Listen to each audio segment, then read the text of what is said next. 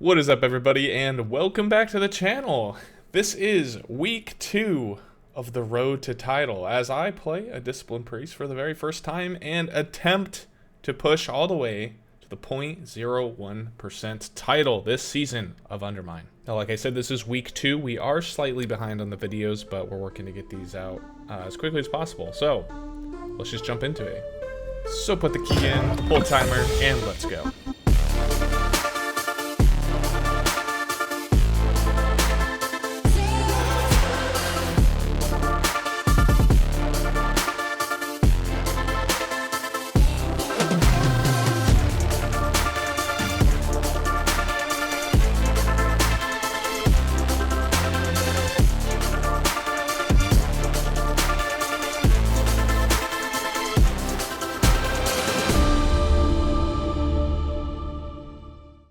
So first things first, it is time to open the very first vault of the entire season.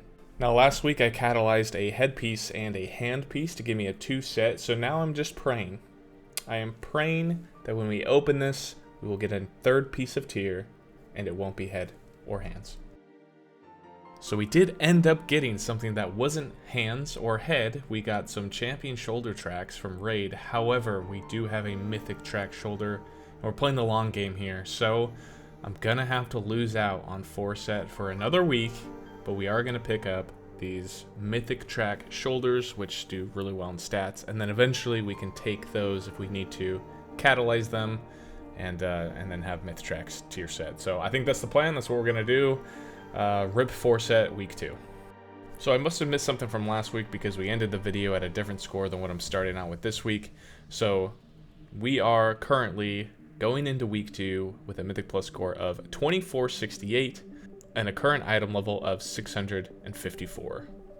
And the first key of the week that we are jumping into is none other than a +10 Cinder Brew. Now from last week, this key has given me a lot of trouble, and it's mainly just with the first boss. I think the first boss is the hardest thing. If you can get through the first boss, you can get through this first room, then usually it's pretty good. But unfortunately, our tank immediately runs in and just drops to the ground. I will say too, guys, because I'm making these videos weeks after I'd actually done these, I do have more knowledge and more experience in my mind. So I'm coming from a slightly different viewpoint than where I was exactly in these keys. So at this point in time, I would say, man, it's the tank's fault the dude fell over. But I've come to learn that as a Disc Priest, when they do these initial pulls like this, you need to be using pain suppression on pull. And that is something I haven't been doing for the longest time. As soon as the tank pulls these large pulls, because usually the first pull is one of the biggest pulls in the entire dungeon, it's good to pop pain suppression on to give him that initial defense.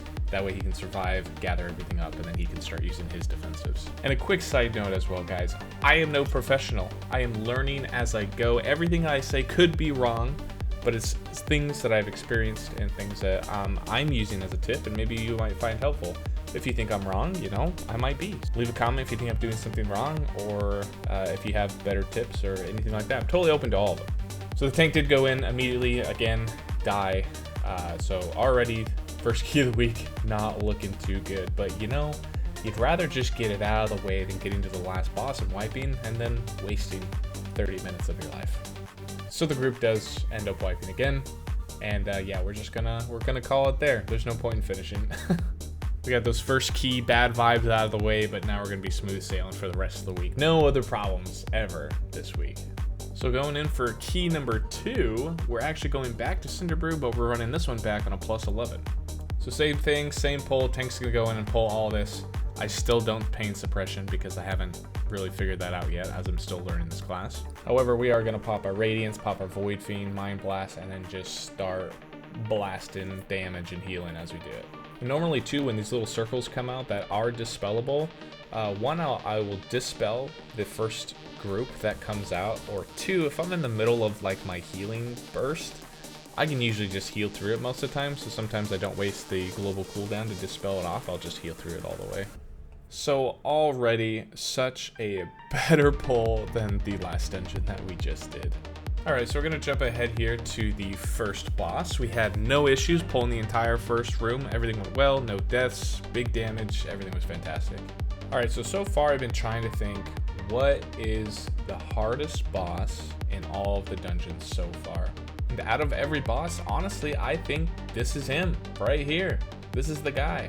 Reason being is there is just so much movement on this fight that you have to deal with. And the 2 dots that go out, that he puts out, hit so hard. And the worst part about it is if you phase him right after he puts out the dots and he runs away, especially as like a disc priest, now you have 2 dots that are ticking and the guy is too far away and you're kind of losing that ability to heal because the target's running away from you and you can't do damage. So that is what I have found is one of the biggest issues, is getting, like, if you phase him right, like pretty much right now, we just got the 2 dots out as he's running away. And at this point, yes, I'm still trying to get familiar with the movement play style of trying to heal and move at the same time. All right, it's different than what I'm used to. We'll get there though, we'll get there. I did use an evangelism on the 2 people with the dot. That way it's just a big burst of healing to get them both up, which worked perfectly, so they didn't die. So now where it gets even more annoying is when these stupid clouds come out and force you to move around the room, and then he's throwing the stuff at your feet that causes you to slow, and then he's got that frontal, and then you're trying to heal the dots, and yeah, you know, I'm sorry, I've been talking about this for a minute, but yeah, this boss sucks. I can't stand this guy.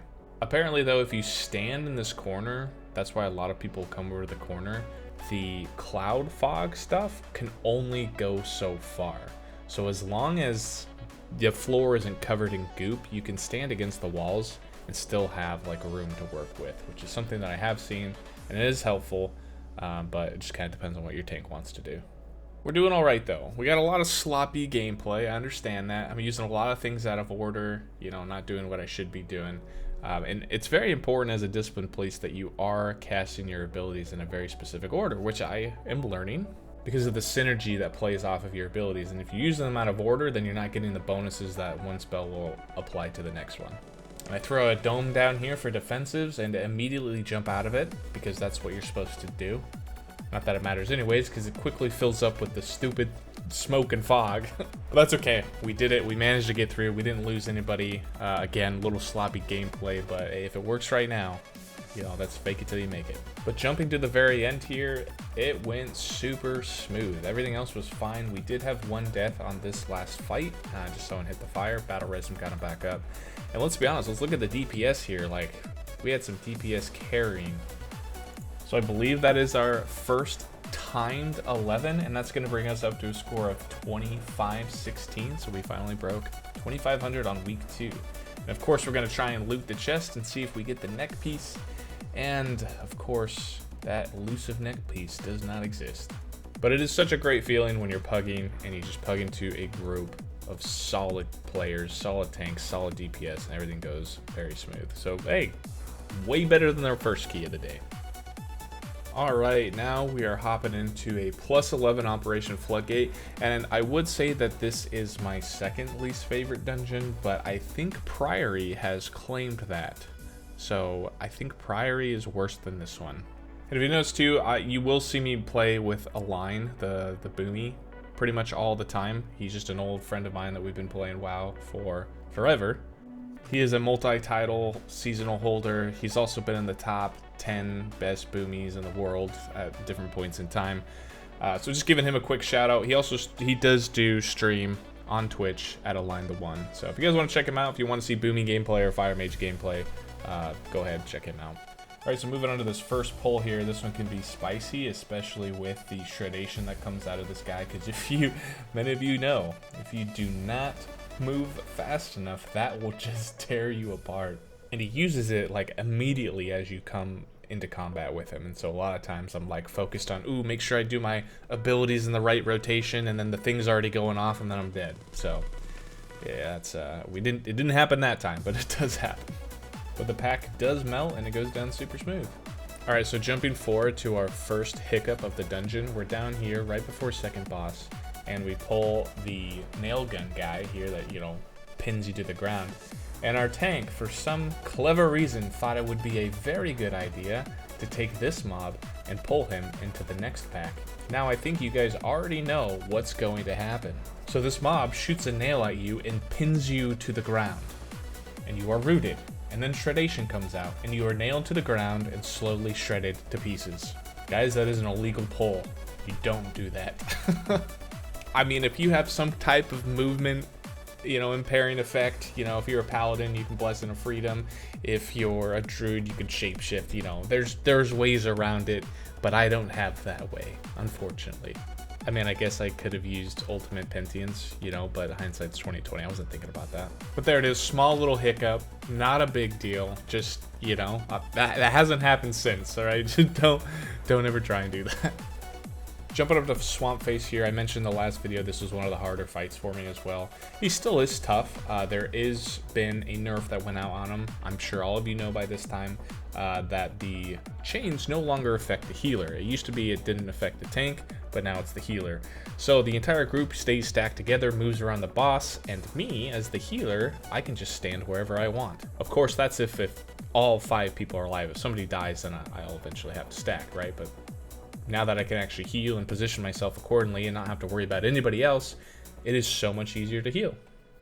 So a lot of the times, I will just stand on the backside of the boss. I try not to, because the team always moves to the left, so I try not to stand to the left. That way I might accidentally, you know, put a mechanic on top of them or something. So I try and stand somewhat away and behind. Every once in a while, I'll bait the frontal out and they don't have to move. And then I don't have to move too much when it comes with these waves coming out. So I can just pump out those heals, keep everybody alive. And for the most part, it's not too hard of a fight anymore. I actually think Bubbles, the mini boss, is harder than this guy now. And then moving on to the very end, we are in the last boss. We did have a hiccup, a few pulls before this. Some extra trash got pulled that wasn't meant to get pulled. And we had a full group wipe. We still got plenty of time. Boss is almost dead. 1 minute left on the clock. And there it is. We time in another 11, 2 in a row this week. It's going to give us 44 points, bringing us up to a total of 2560. And we are going to get a pair of boots out of this. And a warband item, of course, but yeah, we don't really care about that. Haste Verse 2, which are really good stats. We like Haste, we like Verse as a Discipline Priest, so we'll probably end up using those. I also know, speaking about stats, as the season goes on, people try new things and, you know, come up with new ideas and stuff like that. As of right now, I am going with a Haste Verse build, kind of keeping Mastery similar to Verse, just because versatility is obviously going to give us more damage, more healing, and help keep us alive. And then the haste, we're only going to 25% on haste. So once we reach like 25-ish%, then we're going to dial it back and start putting secondary stats somewhere else. This could change, right? I could be doing the wrong stats right now, thinking I'm doing the right thing, and then, you know, a few weeks down the road it changes. So, but that's what we're going with to start out with. All right, next key we're jumping into is going to be a plus 11 rookery. Can we get 3 for 3 in a row? We're going to find out. So far, so good. We're in the room right before second boss. We did have one death previously. It was me. Just a small hiccup. That's it. But now we're moving into this room here. I've never seen a tank pull it like this before. We actually went around to the left, and we're not pulling the middle of the room here. So we're just hugging this left wall. We're killing these ads. We're going to skip that middle one. And it should be fine. I mean, as long as the route's good and we have the percent, really doesn't matter what you skip. This is what the tank opted into. So this is what we're doing. However, when you get into a space like this where you are trying not to avoid, or you're trying not to pull mobs and you're avoiding and there's movement mechanics, sometimes things happen where you get a giant circle on and you move too close and you pull the entire middle of the room. So unfortunately, we're going to have to blame the shaman on that one. He was the one that stepped slightly too far to the right, pulled the middle pack, and I believe we are not going to be able to recover from this. We're going to move on and wipe it up, unfortunately. I think we were all just not ready for it. We are low on cooldowns, and we had nothing to keep everybody alive and kill this trash fast enough. So we do end up popping. Tank goes down here, mage goes down here, and I soon follow and go down as well. So apart from that, we're still looking pretty good. We're going to the second to last pull, or the last pull right before last boss here with 7 minutes and 30 seconds still on the clock. So we're still solid. This is still very timeable. However, this pull right here is probably the hardest pull in the entire dungeon, and we always end up losing lots of people here. Now, correct me if I'm wrong, but the strat that I've kind of been seeing here is the DPS need to hard focus down the caster first. You want to kill the caster before the big rock guy goes into this little pulsating phase where he's putting the circles on the ground, because if the caster uses her dot, that is now the healing absorb, while he's casting that, it's very hard to heal through. And I think, is it possible? Sure. Yeah, if you're a god, I mean, I'm not apparently, but if you're a god, it's easy to do whatever you want. Tank does fall down. Luckily, we're a priest. We grab him the quick life grip and get him back up onto the stage here, so that's nice. I have fallen off of that before, which somewhere down the road we'll mention that. And I had to walk all the way around, so yeah, don't stand too close to the ledge there. All right, so pulling last boss, 6 minutes left. Totally timeable. This boss, however, does take a tremendous amount of time, especially if you're using your cooldowns at the wrong period. I will say as well that this boss is all about positioning, and it's week 2, but I even seen this currently right now in the current week that we're on, where a lot of times people have no idea where to stand. And I'm not even talking about, you know, putting your circle over the crystal, but just in general, they don't know where to stand. So my personal tip, you know, and maybe I'm wrong, maybe you think I'm stupid for saying this, but you pretty much have the tank either on the far left or far right. In this case, he's on the far left. The healer will stand directly in the middle. That way he can heal everybody around them. And then you have the 3 DPS, one on the right, and then one kind of kitty corner to the left and one kitty corner to the right. All bases are covered. They're spread out. The healer can heal everything, and it's fine. If you have a dot on you, you pop a defensive, and then you move towards the boss, towards the healer, so the healer can dispel you. You don't continue to stand in the furthest away corner where the healer cannot heal you and not dispel you, unless you can dispel yourself. There's been many times where I've been healing this and I am running from the far left to the far right, you know, just playing extra, trying to dispel these dots and keep my team alive, because they're not moving, or they're too far away and they just don't understand positioning. Or you get 3 DPS that are standing right on top of me and just crowding up the entire area.